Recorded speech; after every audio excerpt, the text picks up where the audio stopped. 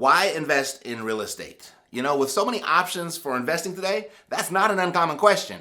I mean, why not just throw your money in the stock market, set it, and forget it? I mean, it feels so much easier, right? Well, I'm gonna answer not only the why invest in real estate. If you'd like some help getting started, at the end, I'll show you how to get that too. You ready? Let's go.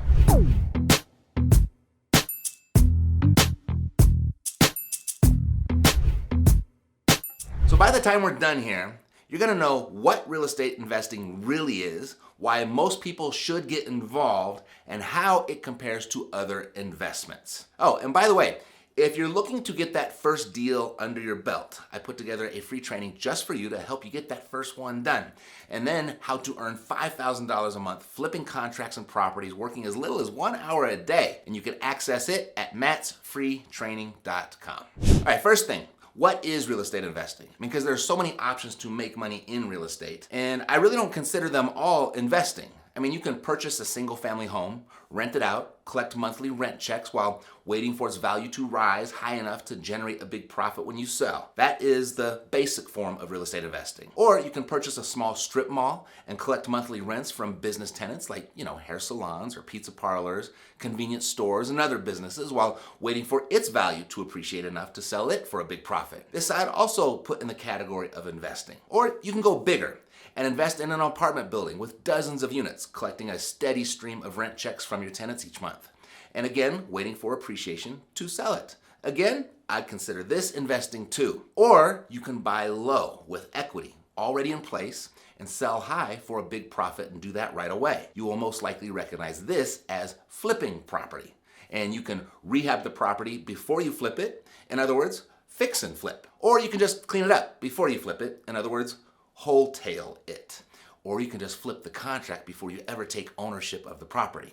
In other words, wholesale it.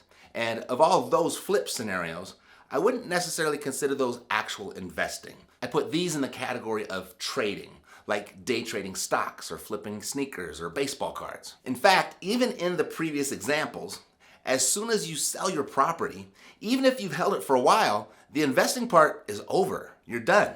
You may have a nice profit in your hand, but then what? Spend it, save it, or reinvest it. Real wealth, it comes as a result of reinvesting. To a typical financial planner, they're gonna tell you to compound your interest, which over time, a very long time, will grow nicely. But to speed things up, instead of compounding interest, consider compounding income-producing assets. That's something that real estate makes readily available to the average person, and it's this that has produced more wealth for more people than anything else. So when you find yourself sitting on a large chunk of equity in your property, instead of selling it, consider refinancing it. Put some money in your pocket and the rest into your next income-producing property. Collect the monthly income while you wait for the appreciation or force the appreciation and then repeat the process. Besides, when you sell, Uncle Sam has his hand out wanting his share.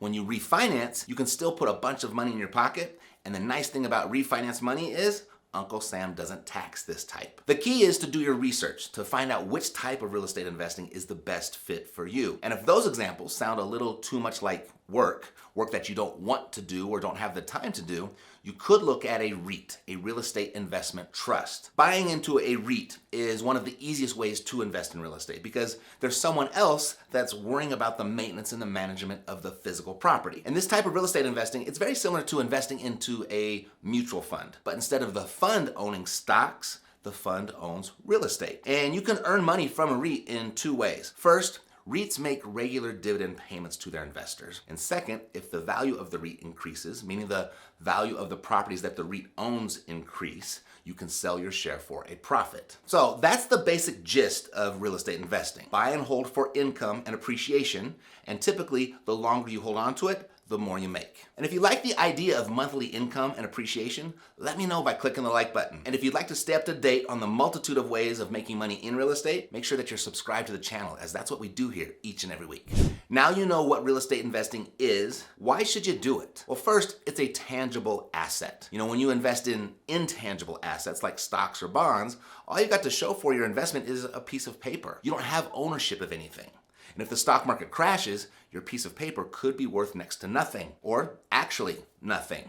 When you invest in real estate, you have a tangible asset. Values may increase and decrease throughout the years. There's no guarantee that they won't fall, but tangible assets are worth something. Real estate, it's got utility. And as long as shelter doesn't go out of fashion, real estate will never be worth zero. Number 2, real estate values have always appreciated. Surely values will go up and down, but if you hold on to it long term, the chances are very much in your favor that it will appreciate. As values do tend to fluctuate here and there, sometimes a lot, they may flat out crash like they did in 2008, but over the long term, it will recover. It has always recovered. As of the recording of this, real estate values are at their all-time high and still climbing. You know, any real estate investor that's been in the business for 20 years or more will always say something to the effect that, I wish I would have bought more and sold less. I mean, think about it. What if you bought 20 houses 20 years ago? What would that appreciation look like? You know, and you can also force appreciation by renovating or improving a property. You know, whether you buy an undervalued property and fix it up to sell, or you renovate a rental property, you can increase the property's value faster than natural appreciation occurs, potentially giving you an even greater return on your investment. Number 3, you can leverage your equity. You know, most people, they borrow money to invest in real estate. And as you pay your mortgage balance down and or renovate the property to increase its value, you can leverage the equity to buy more property. The equity in your property, it's the difference between your home's value and the amount you owe on your mortgage. And then any difference in between there is your profit. That's your equity. You know, via leverage, you can refinance some of that equity out, typically up to 80% of the home's value, giving you some cash to invest in more real estate. And this is a proven strategy to increase your portfolio and build wealth without having to save another 20 or 30% down for your next property. In most cases, your ability to leverage will speed up your wealth creation by a factor of 5. Leverage, or borrowing money to purchase, if you will, is the unfair advantage real estate has over most other investments that are available to the average person. Number 4, real estate produces passive income. If you invest in a buy and hold property, you can rent it out and earn monthly passive income, or more commonly referred to in real estate as cash flow. You know, most traditional investments, they don't provide cash flow. At the very least, they may provide dividends, but you only receive them quarterly or sometimes annually. And they're typically much smaller in proportion to the amount of money that you've invested. And depending on how you manage your property, real estate can be a passive investment, producing a passive income. You know, if you work with a company like Cashflow Savvy to buy your investment property and fix it up for you, they can match you up with a property management company. This is important if you invest in long distance real estate. This means you don't have to do much work, and yet you get to enjoy the monthly passive income, the property's appreciation, and number 5, tax deductions. When you own investment real estate that you live in, you get very few deductions. You get some, but very few. You're pretty much limited to deducting your property taxes and mortgage interest in most cases. When you buy and hold real estate, rent it out that someone else will live in, you own a business rather than just an investment. The IRS allows you to take many deductions just like you would if you owned a brick and mortar store. You know, any expenses that you incur to maintain the property or conduct your business, like buying a laptop, paying your cell phone bill, or traveling to the property, can be written off on your taxes. This reduces your tax liability and increases your profits. And what most Americans don't realize is that they can virtually eliminate their tax liability with the purchase of just a few investment properties. It's really the last significant tax shelter available for the average person. You know, and contrary to popular belief, these types of tax advantages are not limited to just the rich and the privileged. Just by owning investment property, they can be your benefits too. Number 6, real estate can be a great retirement plan. You know, when you invest in real estate, ideally you want to do it for the long term, because as time passes, you earn equity in a property via appreciation and the paying down of the debt. And when you reach retirement, you can sell, or you can refinance, or even take out a reverse mortgage to create your retirement income. Another way is to purchase multiple properties over the years, rent them out, use the rent to pay off those mortgages, and when it's time to retire, live off the rental income from your free and clear properties without ever having to tap into your equity. Whether your home is the only real estate that you purchase or you invest in multiple properties, it's important to understand the average homeowner at the age of retirement is 40 times wealthier than the person who doesn't own real estate. 40 times.